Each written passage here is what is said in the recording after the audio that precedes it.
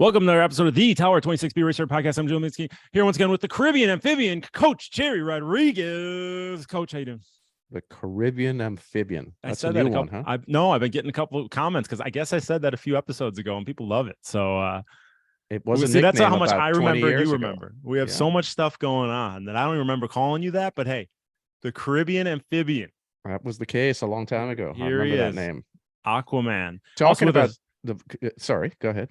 I want to say hi to Andrew. Andrew Talansky's Yes. here with us once again. We missed you last couple shows, but he's back on the air with us for a short period. So get your questions in now. We're live on Facebook. You guys got a question for Andrew? Andrew, ask now because he's going to be leaving us soon to go do something else for the rest of this episode. He'll be back on the next one. But Andrew, how you doing?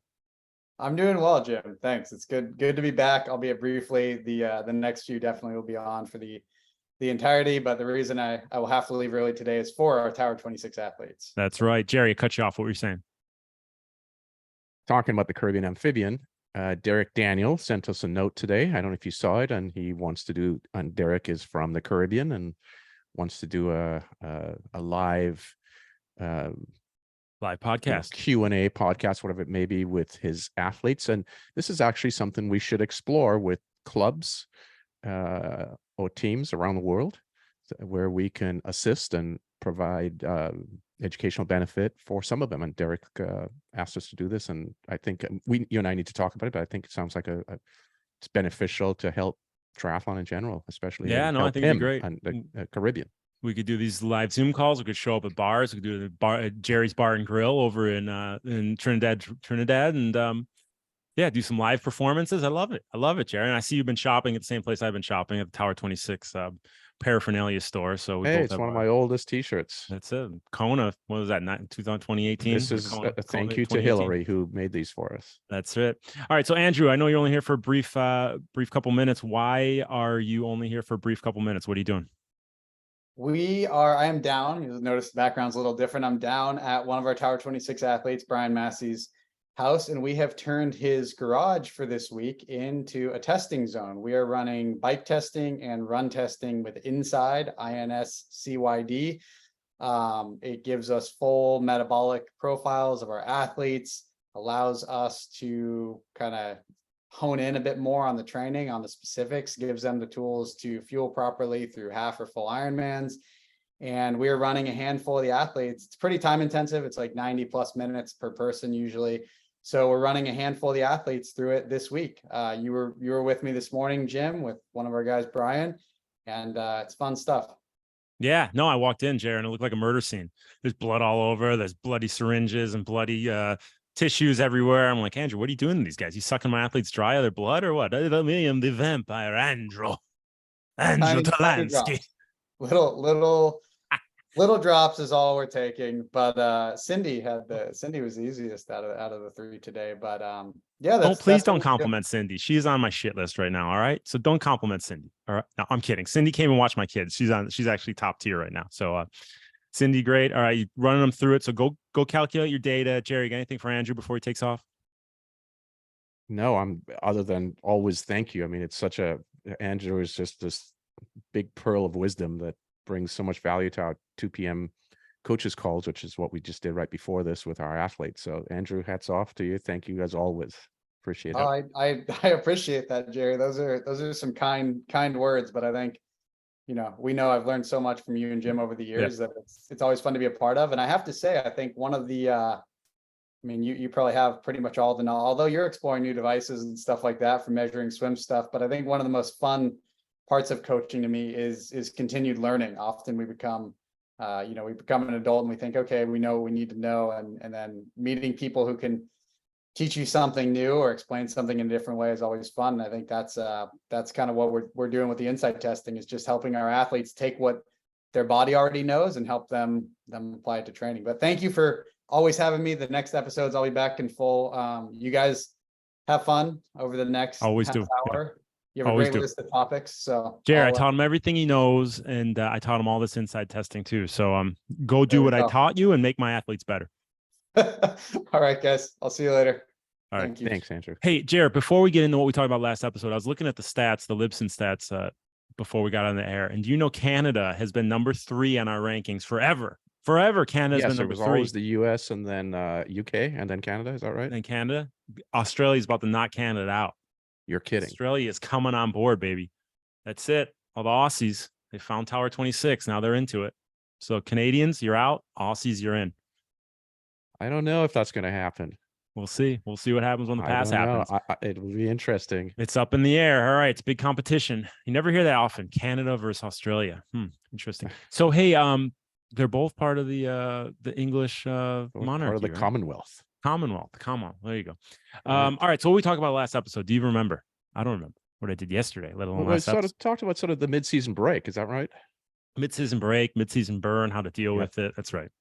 Yes. Well, that's a good one. Very informative and very relevant to our listeners who are all type A and want to train at 1,000 miles an hour every single day. So listen to that, gain the nuggets of wisdom. What are we going to talk about in this one? I think we have a few things to talk about. Well, first, I think we need to start with an apology. We hadn't had a podcast in a few weeks, and partly with, and I'm happy that you and your wife got to go on a vacation to France. Oh, Vacation quote slash unquote, work. vacation. Yes. Still but- recovering. Don't take a 16-month-old kid to Nice, France, 9-hour time difference and expect to get any kind of rest. and a 3-year-old. So it's not, I recognize it's not easy, but you were gone, so we couldn't do one. And then I think the week before there was something that made it not possible for us to do it. So we've missed a couple of weeks, but we're back And we're going to make up for it. We got a big yeah. schedule of guests coming on. So we want to use this time for me and you just to get intimate and, talk about some important things in the sport right now. So then when the guests come on and they start spitting their mumbo jumbo, we've covered all the topics that we want to talk about. All right. So we're going to have a lot of, what would you call a potpourri of information? Yeah, on we this sort one? of have it's one of those things where a number of, I think a few things have occurred in the sport or around the periphery of the sport that we can address and provide some education for. And then in our next few episodes, bring in, I think we have four guests, that the speakers that would be super interesting to listen to, I believe. Yeah. And well, touching on my Nice experience, I was out there for the race. Obviously, we had about probably half dozen athletes out there racing. So some really strong performances. But what I found out there on this extremely challenging course, challenging conditions, it was hot. It's totally exposed. There's no shade on the run, a ton of elevation. I think it was 7,000 feet of climbing on the bike. The swim ended up being a non-wetsuit swim for everybody, not just the pros. Right, everybody were non-wetsuit. So it was an extremely challenging day from start to finish.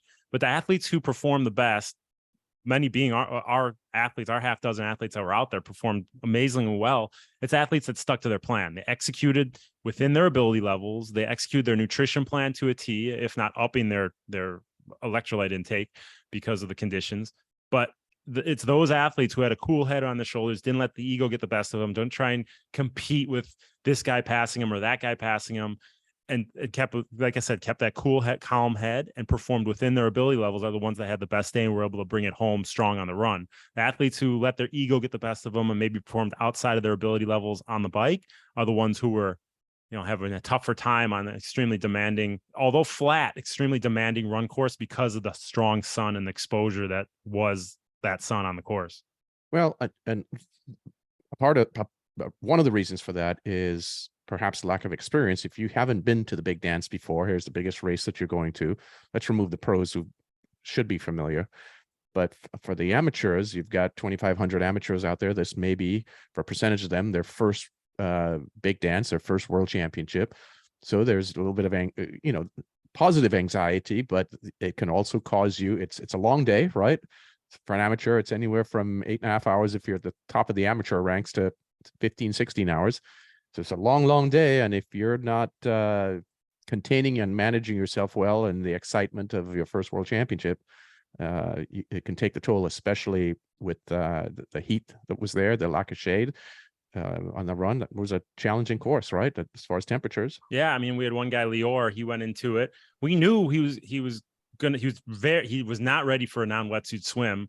He just wore a Speedo. I gave him a swim skin the day before the race. He'd never worn it before. So he said, don't wear the swim skin, wear your Speedo. He swam a 1:13. He kept really relaxed, calm, didn't let the news of no wetsuit get to him.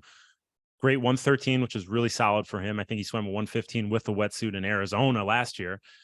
He got on the bike. We knew he was going to be on the bike for 7 hours. We just accepted, hey, it's going to be a 7+ hour ride. That's what you can do. That's where you're at. That's how you're going to execute within your ability levels. Don't worry about the time. Just get the mileage in and get your nutrition in. He came off the bike, ran a 4 hour and 5 minute marathon off the bike, and he has no place running a 4 hour and 5 minute marathon standalone, let alone off the bike. But he went into it fit. He went into it with a great game plan. He went into it with realistic expectations, and it led to a really strong performance finishing up the day, and he felt great about it. Well, as did Michael Middleton, that I saw that had an outstanding run. Yeah. I mean, yeah. his run was almost very close to a negative split, which is almost impossible to do in an Ironman. Well, I'm just tired of talking about Middleton. I talk about Middleton all the time. Yeah, I mean, I talk about Middleton all the time. I brag about him all the time, but his execution, he's another one of our Tower 26 athletes who I've coached for a long time. And he was just the same thing. He was just totally on point with what his expectations were on the day, and it allowed for a 3:30 marathon off the bike. He stayed on his nutrition. He read the way he was feeling. He increased his electrolyte intake. He saw that he was sweating a ton, was producing a lot of salt on his kit as he was riding, brought up the hydration, brought up the electrolyte intake, stayed within his ability levels. That's a common theme there. And it allowed for him to finish up that run with a 3:30 marathon. So strong performances. I'm the numbers guy that remembers things with numbers. Because I don't want our audience to think we're embellishing. He ran 3:43, just 150, 153 were his splits. But it's how he did it. It's very rare to see somebody running the back half of their marathon within an Ironman that close as well as he did it. Really well executed. And being on course and seeing him run, I mean, it was total focus every single side. It was a 4-loop course. So every time you saw him go by, there was no, hey, how you doing? Blah, blah, blah. It was just total focus, total dialed into the effort, taking one step in front of the other. And it's that focus and that focus on the nutrition and execution that led to the success that he had. And I'm one to embellish. I always take the time and subtract 15 minutes. Well, successful businessman he's has limited time to train, and he dedicates each session, carefully, and he's fully present, and it showed up in his performance. Well, I mean, he has an amazing coach who keeps him in line, gives him the right prescription based on his life. That's correct. Which leads us into our next point is we talk about Joe Skipper. Joe Skipper went into this race, professional triathlete Joe Skipper, and he won Arizona by a good margin last year. He's won several races this year. He's firing on all cylinders, and I was surprised to see him coming off the bike and running the way he was running when he got out on course. It wasn't the typical Joe Skipper you see leading from the front. What's your thoughts on Joe and his performance out there? The challenge of trying to critique an athlete's performance without knowing the athlete and knowing that their training program is one, difficult, and probably two, unwise. But I read his comments of how he described his performance and how he was feeling. My takeaway, and by the way, I hold Joe Skipper in very high esteem as an athlete. I mean, he is at the top of the pyramid, right? In the Tower 26 sort of mantra of related to swimming, at least, our triathlon swimming program, we have 4 pillars that athletes generally need to improve their mechanics. They need more training volume. They need the correct training prescription. And importantly, they need accountability. I am going to suspect, based on what I read from Joe, his lack of accountability, or I think there's a lack of accountability because he doesn't have a coach, probably got the better of him, because he talked about having incredible swim sessions, terrific bike sessions, great run sessions, outstanding training leading up. And it's very, very possible, this, Jim, once you start training really well, there's a tendency to leave the plan alone that you are on, whatever your coach said, or in this case, if you're self-trained, well, maybe let me just, I'm feeling so good. Let me continue. Let me make sure I continue to feel good. Let me press a little bit more, perhaps. And I suspect he probably went into this event overtrained, and it paid a price on event day, or that action paid the price. But I would love to have Joe on an episode with us to talk about this, because and maybe, Jim, you perhaps know him. It would be good, because I think his performance can help, or his lack of performance can help lots of athletes, lots of triathletes, because I think this is a common problem. Well, he's had so much success in the past. It'd be interesting to see him compare the two, like what led to the success at Arizona last year, just thinking off the top of my head, and what led to the lack of success at Nice. So what did he do different leading in? Was it Right. that confidence in the training that pushed him a little over the edge? And you see it every year in Kona. You see these guys go in firing at all cylinders. They go over to the Big Island a month in advance. They get into a measuring contest, and they get in the race. They go to race day and they're completely taxed and beat, and they're not ready to race. Yes, and I recall this happening. I can't remember the year exactly, but I remember when Matt Dixon was coaching, I think it was Chris Lieto. And Lieto was talking about, well, all these guys are, Macca's over there and he's training with with Terenzo, and they're putting in all these big sessions. And Matt said, let him do that. That's going to lead to usually not a terrific performance. And Chris outperformed those guys at, I think Chris was second that year in Kona. So you have to be careful. And what you really need, the messaging here is, it is helpful having an oversight person, your coach, somebody to be accountable to, rather than being in your head solo constantly. Yep. Yeah, but also another thing, when I was over there, I noticed I heard the controversy with Braden Curry as he came through an aid station. And I was talking to Jimmy Riccatello, and he didn't lead on to exactly what was going on, but he said, "Oh, there's some more talk on course of some certain things happening," and I believe this is what he's referring to. Is he went through and he threw his bottle down and was outside of the drop zone, so a referee saw it and he gave him a penalty.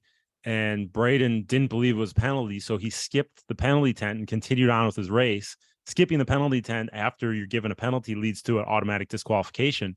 So he was disqualified immediately, but he kept on with his race because he didn't. Oh, there's a mosquito on my face right now. He didn't believe in disqualification. He stuck with his race. Obviously, there was somewhere in the back of his mind that he was thinking, hey, I could be disqualified. This could all be for naught. So it was messing with his brain a little bit, but he knew that, hey, if I continue on and I finish the race and I argue this, it might get overturned. So he knew the rules, that he could continue on, might get disqualified, but he could argue this penalty and possibly get it overturned. So he knew what he was doing out there. I know you were watching this real time. What were your thoughts? Well, so we chatted about this at our beach workout a couple of weeks ago. I had two messages for our athletes, and the same two messages for our audience listening in. You've entered a race. The race is governed by rules of the national governing body or the entity that has sanctioned that event, whether it's the International Triathlon Union, whatever the governing body that's sanctioning that particular event. Your job, that thing is after you, isn't it? God, it's got me. It's got Yeah. me. All right. Sorry. So there are two things you need to know. Number one, you need to know the rules. It's that simple. And especially if you're a first-time triathlete, you have to know the rules for your event. So that's number one. Number two, if during the race you receive a penalty for whatever it may be, in this gentleman's case, it was littering. Lionel Sanders put out a video on disqualification. He was disqualified for crossing the imaginary double yellow line, right? Where there was no yellow line, or double yellow line. Whatever you're disqualified for, or penalized for, you receive a penalty 1, 2, 3, 4, 5 minutes, whatever it may be, and or disqualified. The next thing you have to know as an athlete, rule number two. So rule number one, remember, is know the rules. Your rule number two is know how to appeal a penalty. So at the end of the race, learn what the appeal process is, and then go through that process. So those are the only two things. Know the rules, know the appeal process, and then execute the appeal process. Now, this is if you believe you've been unjust or unfairly treated and you don't think you deserve the penalty. Of course, if you're doing if you've absolutely violated the rules, then no, you should be honorable to yourself and not appeal the process. Yeah, maybe by Lionel getting disqualified, it made Braden realize, hey, if I keep going, I can appeal this after the fact, but I'm going to finish this damn race. And it wasn't his best day. Who knows how much that mentally affected him? But Lionel took one for the team, got disqualified, so Braden can learn from it and get a finish at the Ironman World Championship. So Braden should be sending Lionel a bouquet of roses. He should. And I think after I watched that video that Lionel put out on disqualified, I mean, very heartfelt. And, yes, I think there was... No one wants to see our professional athletes getting disqualified. This is how they make a living. But what's the outcome here? The outcome would be for, in this case, Ironman, since it was an Ironman event, to either one, enhance refereeing, two, make sure that the very subjective rules. This is a very subjective rule of crossing a double yellow line, because where a double yellow line, an imaginary, double yellow line is going to be different in your mind, in your This imagination. is what Lionel got disqualified for, crossing the double yes. yellow. Yeah. Crossing the double yellow line, an imaginary double yellow line. So that's an extremely subjective rule. So also Ironman has to do their part in managing subjective penalties, making sure pre-race meetings with their athletes that they're clearly delivering the message, making sure that perhaps it's the referees on the course that are at that meeting. Maybe the lead referee needs to be at that meeting for the professional athletes. So they also have to, I think, enhance their game, because athletes are paying a lot of money for this, and for pros, this is their living. So overall, I think the sport gets elevated by what's occurred. Yeah, I don't know how it works. I really don't know how the refereeing works, but I know if you look at the NHL or the Major League Baseball, it's just the same referees just tour around from game to game to game. There's a crew at each game, and they just travel from game to game to game. It's not just random referees in each city. And I don't know if that's the case with Ironman and USAT referees, but when you look at these other major sports, it's the same guys are referees at every single event. I can't talk on behalf of Ironman, but I can tell you that for USA Triathlon referees, I believe there's a shortage of referees. We had difficulty getting a referee or referees for our event. So it's not easy. The sport is still evolving. This is a new sport. We're in the, from the Olympic level from 2000, we're in still the first generation of the sport. I recognize that the Ironman's been going on since 1978, but when you peel back and you look at this from a macro perspective, it's still a young sport. It's going through its transition. Keep the big picture in mind. There's going to be improvements in refereeing. There's going to be improvements in athlete knowledge, learning course rules, and so forth and so on. Zebras. We call them zebras playing ice hockey. Oh, the zebras are out here. Get out of here, zebra. That's right. The zebra out of here. But speaking of Lionel, we have a new member of our subscription program once again. Is he coming back on board? Yes, starting in October, Lionel is coming back, rejoining Tower 26, or has rejoined as of a couple of months ago. And we'll be going through it. And this is actually a really good time for him to hop back into our subscription program, because, as you know, once we sort of officially end the year with the Kona Ironman, right? And so right after, we officially start the year with the Kona. Yes, right. officially end on restart with there's no break. You just go right into it. Well, that's the problem in the sport, right? So we put a hard stop to the season, saying, okay, let's officially end our season here, although there are 1 or 2 races left in the year. But because the sport is now a 12-month-a-year sport, but from a training perspective, we have to have a module to follow. And our module would be, hey, after Kona, we have a short break, then we reboot, we start up mid-October-ish, and then we start our technical phase, which is called our technical and recovery phase. And that's where we do all of our, a big, heavy emphasis, 9 or 10 weeks on swim mechanics and the important aspects for triathletes. So he will be coming on board. And, if you go through our 4 key things, and I mentioned it earlier, to be a better triathlon swimmer, no particular order, but increased training volume, the right training prescription, improved technique, and accountability. So, Jim, if we go through the Lionel Sanders training volume, it's certainly there. So he has a check in that box. On a technique level, he needs improvement there. On a training prescription, I reviewed 6 weeks of his workouts. Yes, it's in that book. First chapter, there it is. Yes. For his training prescription, I reviewed 6 weeks of his workouts from, say, mid-May through the end of June. They're too consistent in the sense of they're basically the same workout, same formality of the workout repeating itself. So the architecture of his workouts definitely need improvement. And then he had no accountability.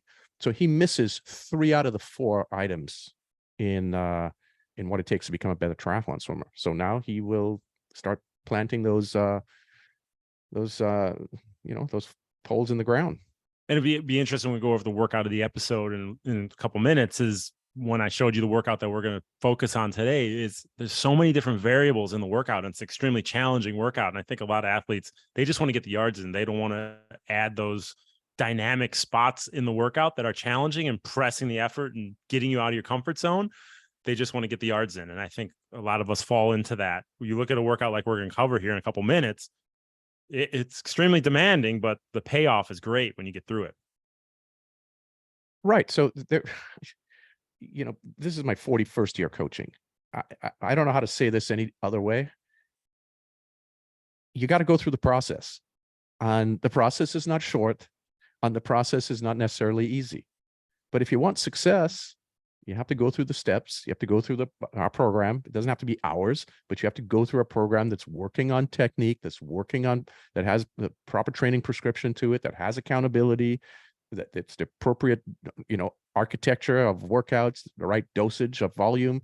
All of these components come into play, and have that accountability. And then you need to rinse and repeat. It's not much more complicated than that. Rinse and repeat means you're an old dog. Like, your stuff. You know what it takes to be successful. You were never the fastest swimmer, but you're the most execution wise, technically sound. You can go out there, you could read the currents, you could read the race, and that would bring you out first. You're now finding that, hey, there's some advancement in technology, whether it's the Form goggles, which you spoke about last episode. Now you're using the EO device that's showing you a little more. Being the old dog using these devices, how is that changing your approach to how we're going to go into 2024, or is it changing it? Well, it's about time that this sport, or this segment of triathlon, the swimming segment of triathlon, and swimming in general, let's create two separate sports. You have triathlon in the sport of triathlon, swimming in the sport of triathlon, and then you have competitive swimming where the athletes just swim only. Both of those sort of anchor points have been lacking any form of technology to it. I mean, we've got power meters in running. We have a power meter obviously in cycling. We've got all of this terrific data to make athletes technically better in those two sports. We don't have it in swimming. And finally this year, it's being introduced, or in the last couple of years, but it's now climbing up. So there are a handful of devices that I'm using and testing. In fact, I'm on a coach's call with the EO folks tonight, EO coaches, and the founder.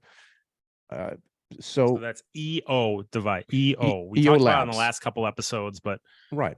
In fact, here it is right here. It's what the device looks like, and the strap goes above your wrist, and then the sensor itself is on your palm. And you would be swimming with this. So the strap goes about on your knuckles on the back of your hand. Right. And the sensor goes on the palm. Exactly. So it measures the force your hand is producing as you come through the water. And the amount of data points are just extraordinary. So we didn't have this. Coaches did not have this. Okay. Now, those of us that are coaching remotely, almost every coach today, triathlon is an interesting sport. It might be one of the few sports where almost all the majority of coaching is done remotely, certainly in the United States, which I don't think is ideal, but that's the fact that there's a lot of remote coaching. So this now allows the coach a set of tools that they didn't have before, a bunch of data points that you can now look at the swim mechanics of your athletes and give feedback rather than being there. And in fact, even for us, Jim, you and I are on the pool deck, but we're not able to see some of the data that's coming out of these devices. So these devices are good for coaches who are live, and these devices are going to be extraordinary for coaches that are, not physically present at an athlete's sessions. I mean, I can typically tell exactly how much force a hand is producing, but with this, can't tell that. You're right. You can't tell that. I was being sarcastic. You can't tell that by just looking at, some swim stroke looks beautiful, but what these EO, and we're not sponsored by this at all. We don't have anything to do with the company, but to see the path the hand's taking, to see the path the arm's taking on recovery, and as you pull through the water, it's going to be so valuable, because you look at a swimmer and you say, oh, they look great. It looks like they're swimming well. They look like just like the other guy. One guy's going a minute, the other one's going 120. They look similar, but now we can actually see where the difference is in the stroke. Right. So there are numerous components. You can measure the power profile within each arm stroke. Do you have a single, single power peak or a double power peak? And the details are phenomenal. So this is going to be super helpful. In fact, I have asked the owner of EO, so we will do a podcast with Jamie Fuller at some point to come on and talk about their product and show live screens of what the product is. So this is wonderful for the sport, for coaches, for the athletes. It's super positive going forward. Do you find this EO is going to be something the coach gets and uses on the athletes, or something each individual athlete's going to get, like a power meter on the bike? Each individual athlete should get this and share their password or whatever it may be, so the coaches can see their profiles. No, I'm sure Training Peaks will integrate something into that eventually if it becomes widespread enough. So, and probably what coaches of teams would do is that they would buy 10, 20, 30, 40, 50 of these for their team, and they'd have their athletes use them. And so the collegiate coaches or club coaches will do this a little differently than perhaps triathlon coaches that are remotely coaching, where the athlete would have their individual product. Yeah. But either way, this is the future. There's another device that I'm testing right now that we could talk about another time. The Form goggle, obviously, that we spoke about. And by the way, we're having Form will be coming to our workouts to bring demo goggles for all of our athletes to test. And I, encourage them to do this, because I want our athletes to wear these goggles. These will be helpful to them, and it will be helpful to us. So we have 3 or 4 products coming up that are phenomenal. It's going to be, so yes, Lionel will be using all of these products. He already has 2 of them. The 3rd one's on the way.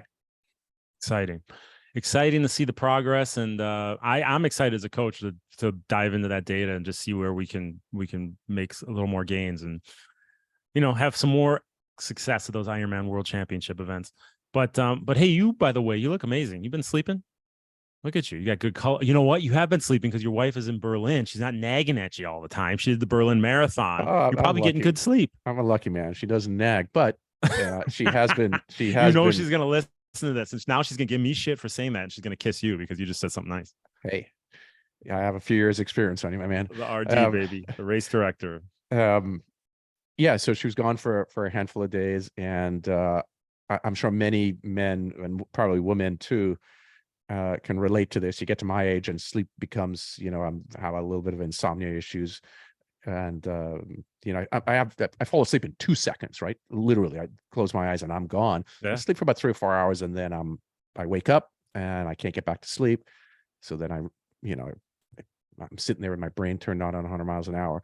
So I end up being up for 2 or 3 hours, and then I can usually catch another hour perhaps. So it hasn't been good. And what I've found super helpful, and by the way, we'll have also Peter Attia on our podcast at some point coming up. He's given us the green light.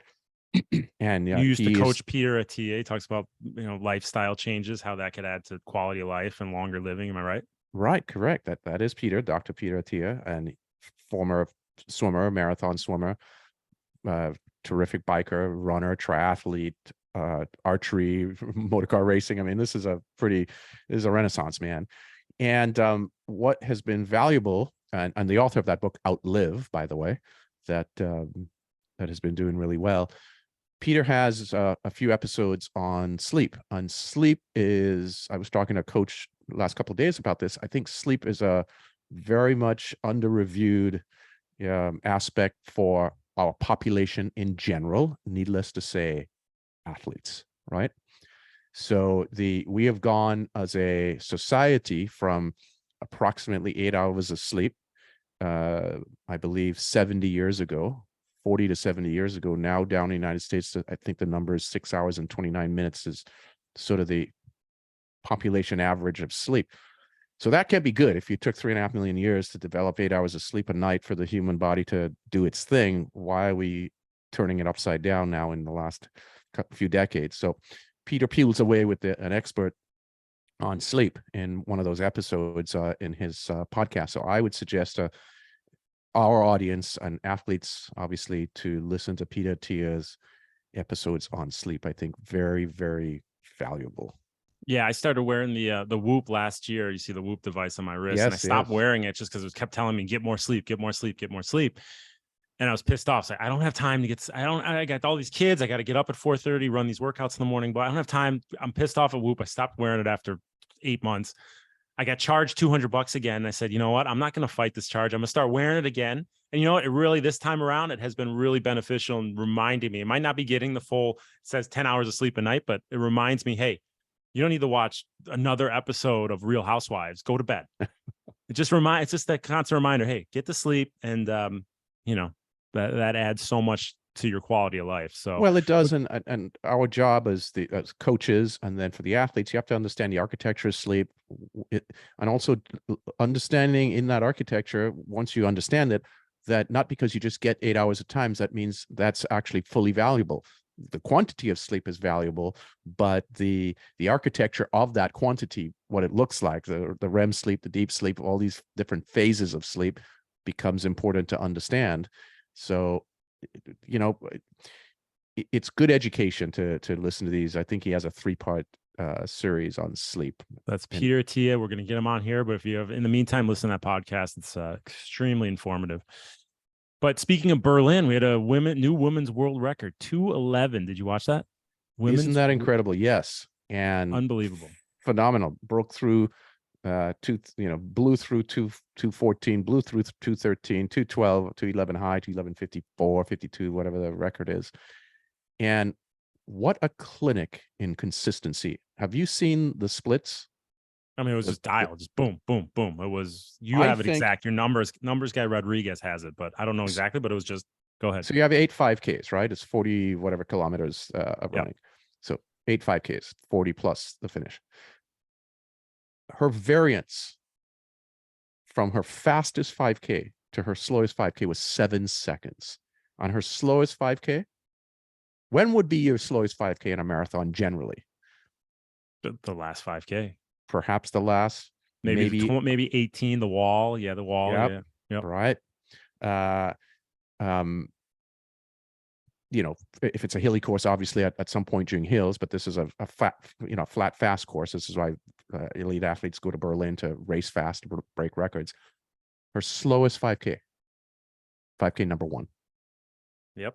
The I always first say keep the reins on. Keep the reins on when you want to let it go. Yep. I mean, when I was looking at her splits, I'm just going, my God, this is an absolute clinic in perfection. And this is how you approach it from a coach standpoint, because there's all the noise. Hey, Ethiopian athletes have their, their reputation for doing unsavory things. Maybe she's wearing illegal shoes, this and that. But if you look at it from a pure performance execution standpoint, that's what we want to learn from, right? Learn from how she ran that race, how she built into it and then maintained and finished with no variation where she started, faster. Right. That's and interestingly, I would love to be able to talk to one of these coaches or these athletes. In the women's top 10 overall finishers at Berlin, 7 are Ethiopian. They had 7 Ethiopian athletes in the top 10, female. Male, 6 of the top 10 were Kenyans. So interestingly, where I go with this is, well, why aren't there more Ethiopian men running as well? Although there were 2 in the top 10 of the men.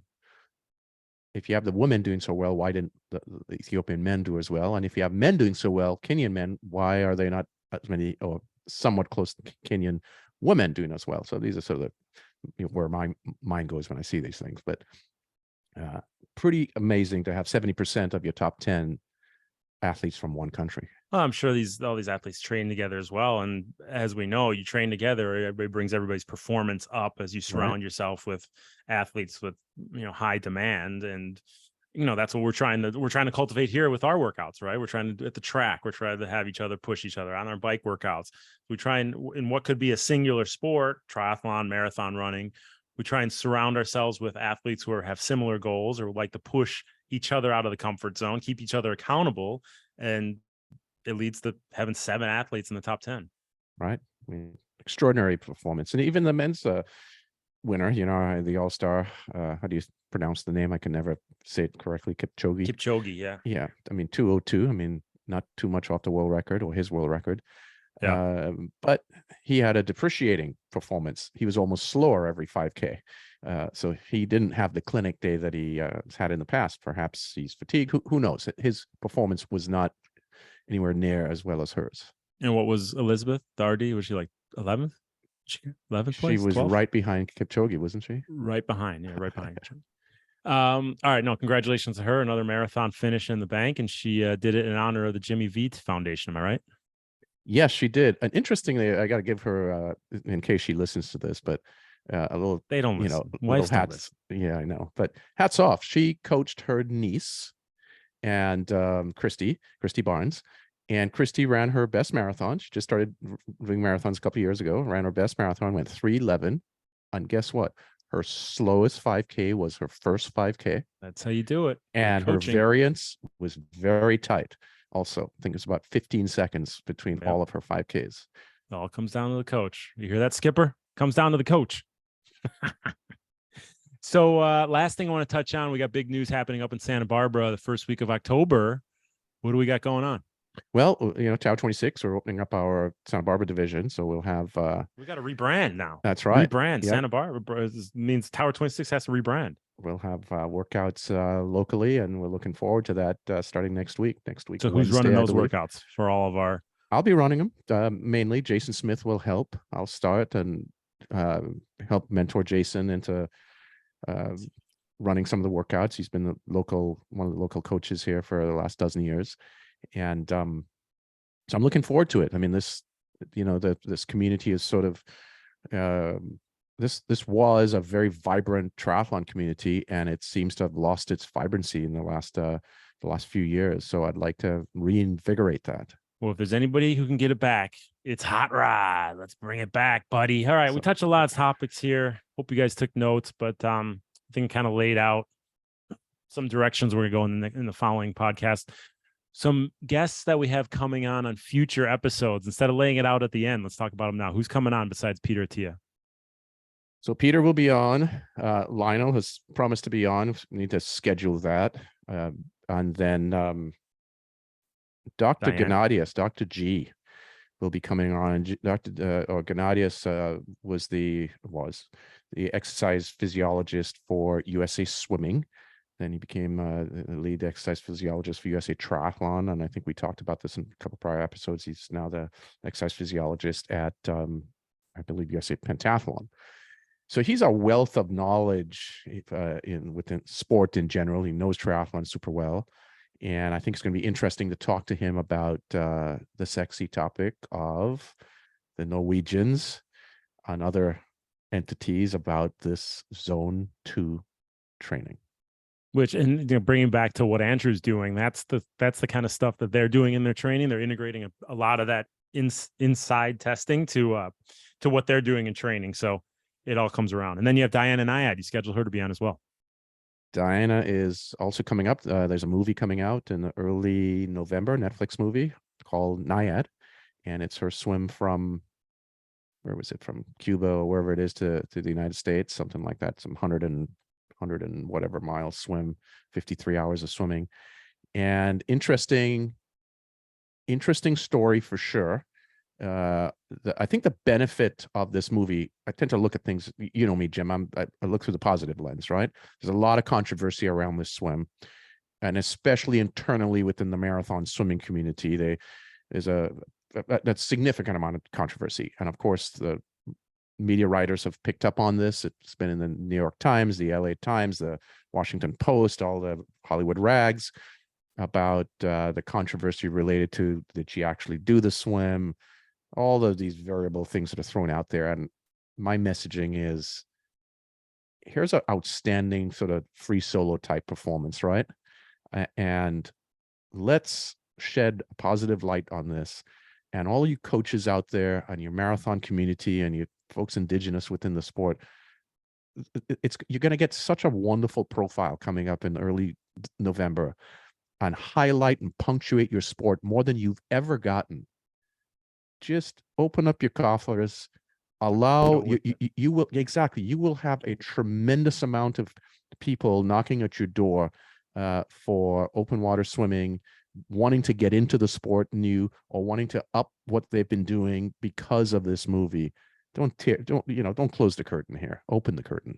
Open it up. Let's bring them into the fold. Right. All right. So a lot of good stuff there, Jer. Let's get to the workout of the episode. Remember, guys, go to coaching.tower26.com. We will open up this workout for you guys to check out live. I'll ask Christoph to do that. And like I said, it's demanding, has a lot of different aspects to it. It gets you out of your comfort zone. And let's put it up here. Jer, can you see that? Yes, I can. So you can just go right to the main set. Go to the main set. You get your warm up in, and then let's get to the main set. Let me bring it. So I can see that. Maybe you can make it a little larger for any others that. There you go. There you go. Perfect. So you have a distance. You have a 400, then a 300, then a 200, then a 100. Now this is for our more elite athletes. So let's think of this rather in terms of volume or distance. Think of it in terms of time. Look at this as perhaps a 4.5 to 5 minute rep, and then approximately a 4 minute rep, or 3.5 to 4 minute rep, and then a 2.5 minute rep, and then maybe a minute rep. So you have 4 different distances. And as you go through these distances, as the distance goes down from your distance that's taking approximately 5 minutes, that starts off at a particular output, 75% effort. And then the next distance down goes to 80% effort. So we increase effort.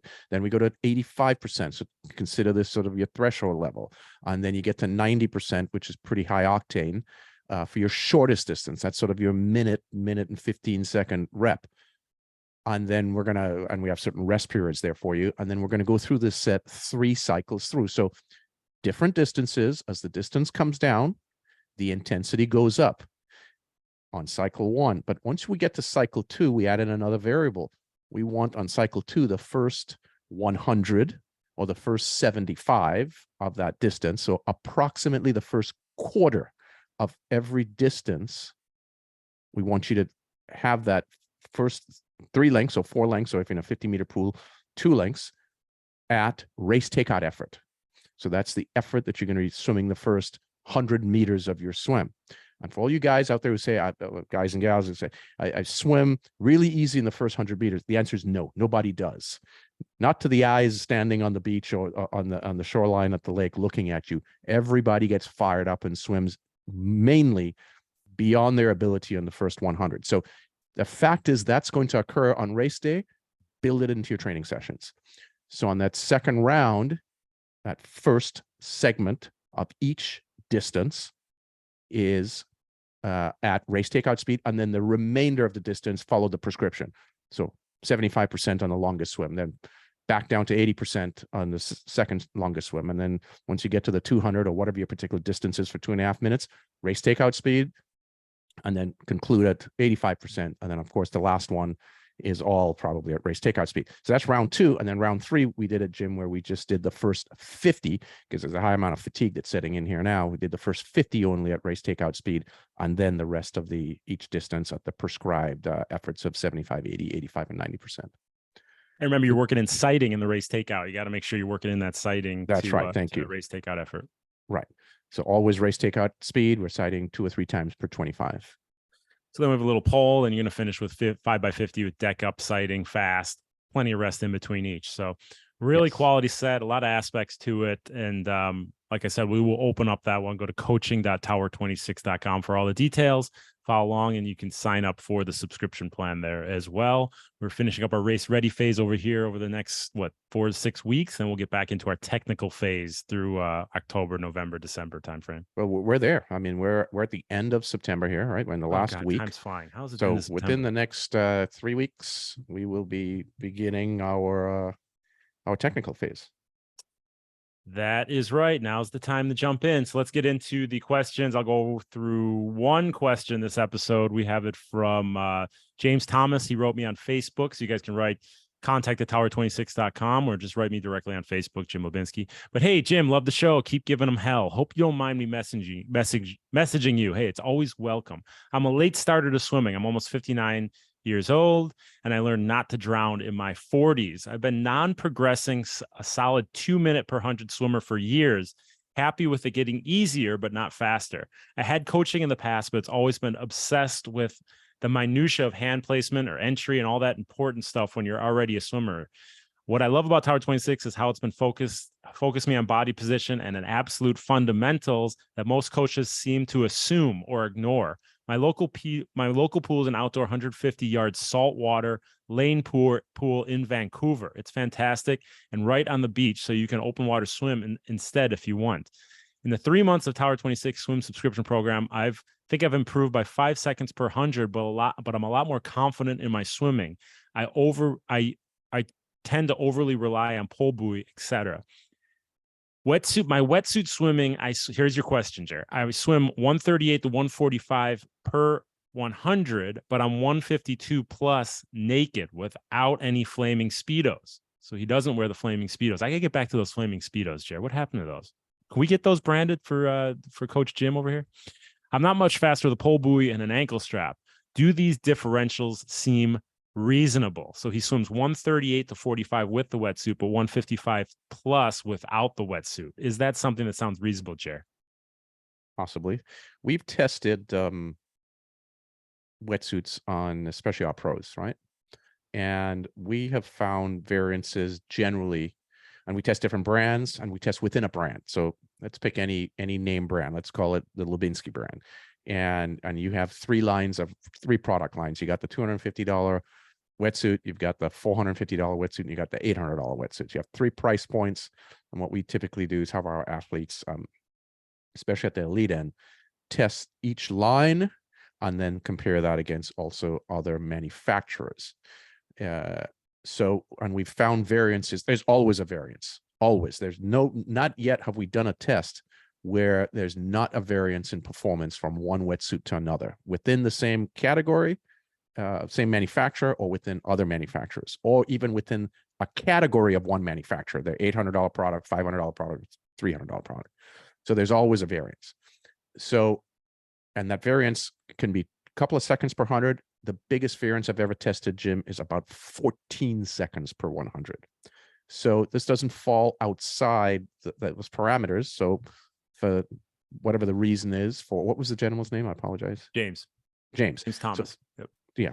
So for James, he falls within those parameters. And, what that also probably tells me, he's a sinking leg guy. The fact that he relies heavily on a pull buoy. So the wetsuit corks him up pretty nicely, gets his hips and feet closer to the surface, so less drag. So that's probably one of the reasons why he's also seen a big performance improvement with a wetsuit on. He finished up with what I enjoy most from your workouts is you focus on how you swim. I roll my eyes when I see program workouts that just list sets. This hasn't done a thing for me in decades. So thank you so much. So thanks for that nice note, James. Appreciate the feedback. And you guys have feedback, questions, comments, you want to tell me how disappointed you are in me, tell me on Facebook or write Jim@tower26.com. If you have a general question that you don't want me to see, write contact@tower26.com and I will see that anyway. So we have a lot of stuff coming up, Gerry. We already laid the guests out. We got to do this at least 2 weeks, maybe even every week if we have enough content. Yeah, very good. And I want to say one last thing for James. I would think that he has a lot more improvement to go. 5 seconds per 100 at 2 minute speed is not a tremendous improvement. It is a good improvement, but it's not a tremendous improvement. I would like to see, him knock that down another 10 seconds per 100. We'll keep working at it. James, message me as you make those gains, and we'll keep everybody updated on your improvements. So, Gerry, a lot of good info here. I love these potpourri ones where we can just touch on a lot of subjects, get your take on all this stuff, and it's always fun, buddy. Yeah, no, I appreciate it, and look forward to the lineup of guests that we have. And by the way, one more guest that I forgot, we're going to have a return of Steve Minatonis of Katsu, because Steve is presenting the medical conference, which is at the World Championships next month in Kona, the women's race in Kona. they have a medical conference the week before, and Steve is presenting Katsu at that conference. So I want to chat with him about that again. What you bring that, you know, Tower 26 went to Kona a few years ago. Where's my invite this year, Jer? Jim, You brought this up. Just take the plane. Steve's got, I'll take that private jet. PJ, T26 PJ. All right, guys, thanks for listening. For Andrew Talansky, Jerry Rodriguez, is Jim Blinsky, the Tower 26 Be Race Ready podcast. Thanks, guys.